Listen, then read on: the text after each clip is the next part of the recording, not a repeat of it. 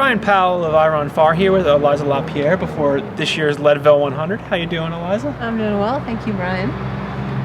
Last time I saw you, had just finished third at Western States. Has that sunk in yet? I'd say it has and it hasn't. It feels very real, but it feels very far away at the same time. Mm-hmm. It was just a great day and honor to be out there with so many great people, and so third place was really just a blessing. Yeah. Well, here you are, not even 2 months later, lining up for the Leadville 100. Yep. How are things looking in the interim between the two races? What was your, plan?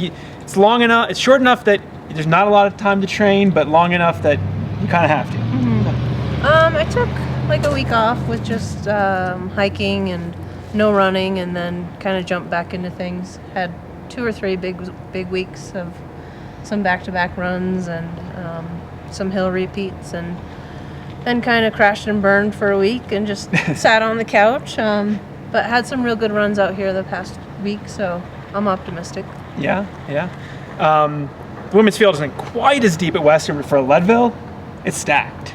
There's a good group of women out here, both sort of mountain specialists and some faster women. How does that look to you? I mean, no matter what race it is and who's there, any race is pretty scary to me. You can only control what you can do, and just enjoy everybody else's company. And I've never been on course with Darcy before, so that will be a lot of fun for me. Mm-hmm. So I'm looking forward to that, and hopefully we get to share some miles together. That'd be cool, yeah. When you got out here and you started seeing the course, you told me, what did you tell me about the course? I don't think my words are appropriate for the video. True, but paraphrase. Something like, this course is too runnable, and it's really scary to me. I like my walk breaks, so this is definitely a runner's race, but it's at altitude, so that's kind of the factor. Yeah. I will enjoy Hope Pass and Sugarloaf for sure, and just hope my legs will go on the flat sections. Yeah. How do you think the $500 preem from Pearl Izumi shakes things up? Does it?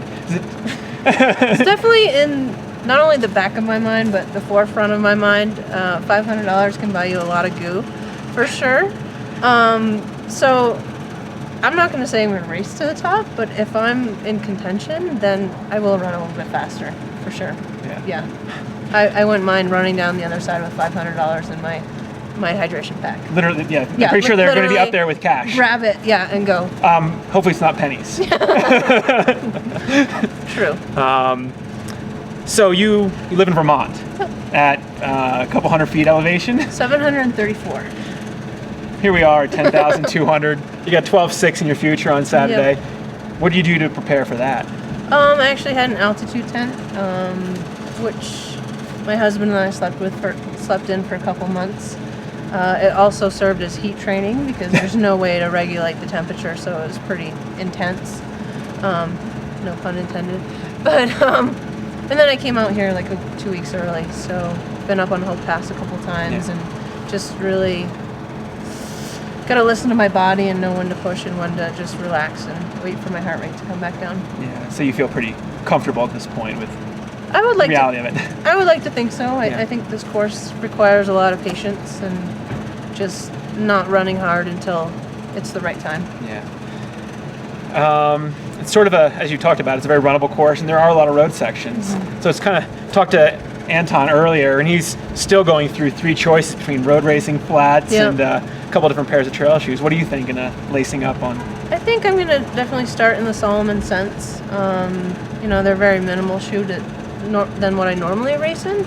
But I feel like I have better form altogether, and then if I need, I'll switch over to probably the S Labs or the Cross Max.